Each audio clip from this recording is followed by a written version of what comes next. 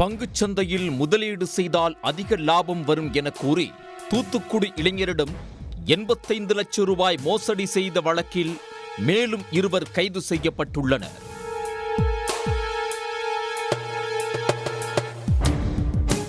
தூத்துக்குடி மாவட்டத்தைச் சேர்ந்த இளைஞர் ஒருவர் பங்குச் சந்தையில் முதலீடு செய்தால் அதிக லாபம் பெறலாம் என ஃபேஸ்புக்கில் வந்த விளம்பரத்தை பார்த்து தொடர்பு கொண்டுள்ளார்.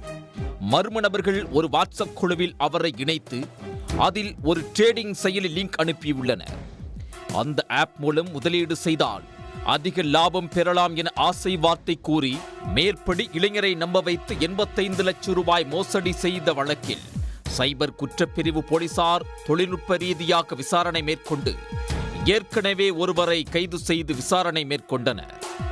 அவர் அளித்த வாக்குமூலத்தின் அடிப்படையில் மோசடி வழக்கில் சம்பந்தப்பட்ட மகாராஷ்டிர மாநிலம் அகமத் நகர் மாவட்டத்தைச் சேர்ந்தவர்களான சந்தீப் சயாஜி ரொகோக்லே மற்றும் சோபன் டட்டு முஞ்சல் ஆகிய 2 சைபர் குற்றப்பிரிவு போலீசார் மகாராஷ்டிர மாநிலம் சென்று கைது செய்தனர்.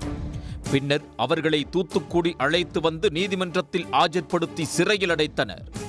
இதுபோன்று ஆன்லைனில் முதலீடு செய்தால் அதிக லாபம், ஸ்டார் ரேட்டிங் மூலம் வருமானம் போன்ற இணையதளங்களில் வரும் போலியான விளம்பரங்களை நம்பி அதில் உள்ள லிங்குகளை யாரும் கிளிக் செய்ய வேண்டாம் என சைபர் கிரைம் போலீசார் கேட்டுக் கொண்டுள்ளனர்.